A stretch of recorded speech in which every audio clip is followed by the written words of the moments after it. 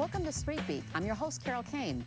Today we're joined by our favorite teachers, the Hall siblings, Renee, LaTanya, and Frank, to discuss etiquette, turning your dreams into reality, career planning, and planning for college.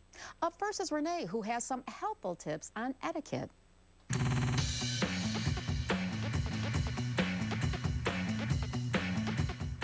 Welcome back to Street Beat. I'm Frank Hall. Today we'll discuss the key role parents play in their children's planning for college.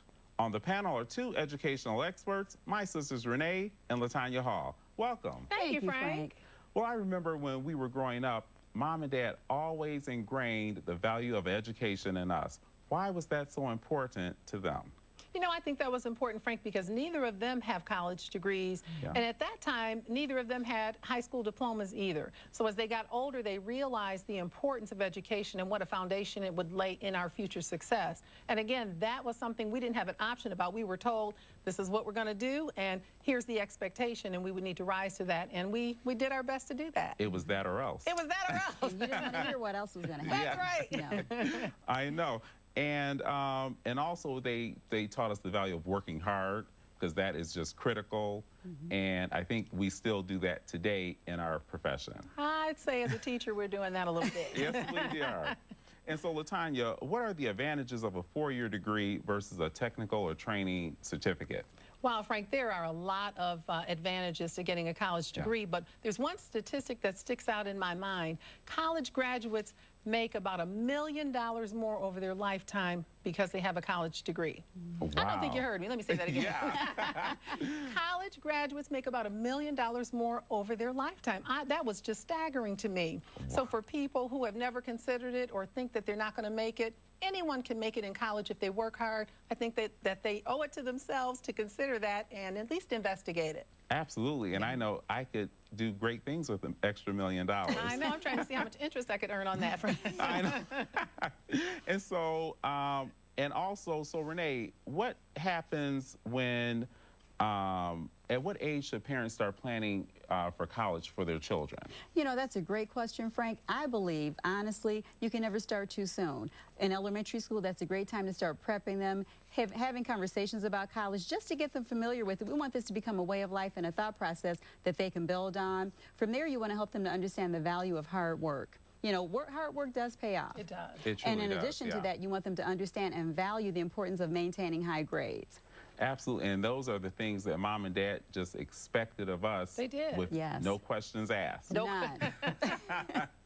And so, and LaTanya, what about in middle school? What should parents be doing during those years? Well, in middle school, their children, in 2011, they need to take Algebra 1, and they also need to have a foreign language. I mean, these are skills that they learn that will help them to be competitive on a global scale.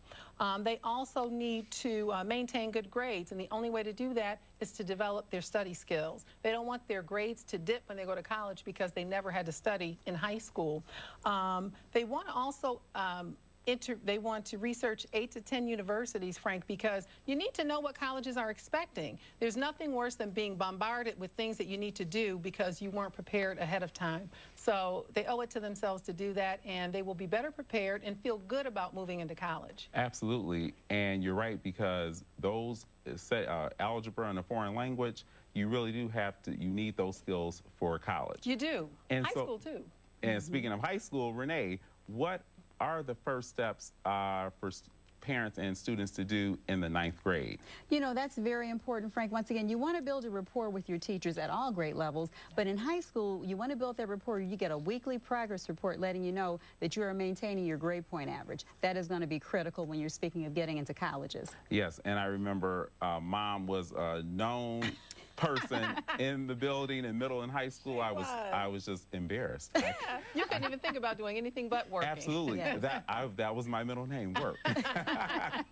And also, and what about in the 10th grade? When should students start preparing or taking the ACT and SAT tests? Definitely in 10th grade. You want to start prepping for that, for the SAT and the ACT. And also, I cannot stress enough, from 9th, 10th, 11th, and 12th, you want to build on that rapport with your teachers, maintain maintain that grade point average, get a weekly progress report, start practicing those tests because you can take them until you get the desired score that you need. So it's good practice for you. And I truly believe that a lot of students and parents don't realize that you can retake the test. Yes. Absolutely. And now the 11th and 12th grades, we know this is when students think that, okay, it's time to party and just let things go. Right. But is that necessarily the case? Oh, no. This is when you've got to put the car in drive, get it out of neutral, and let the rubber hit the road, I say. First of all, you want to make sure you're doing several things, and this is important. You want to attend college fairs, get a feel for what's going on, and during the summer, even attend some universities and see what's going on there as well personally. Get some one-on-one time.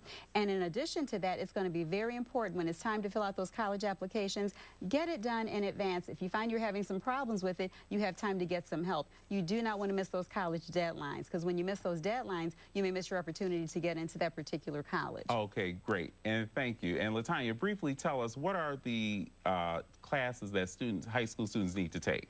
They need 4 years of English, math, and science, 4 years of the social sciences and history, and 2 years of a single foreign language. Absolutely. Those are most important for college, too. Wow, well, we're all out of time. I would like to thank my guests, Renee and LaTanya Hall, for coming on the show. Thank you very much. Thank you. You're Frank. welcome. Parents, your homework assignment is to create a college planning journal for your child. It should include their academic goals, career interests, 8 to 10 universities they want to attend, and the high school and college admission requirements. To leave a comment, visit the Street B page at cw50detroit.com. I'm Frank Hall. Thanks for joining us today.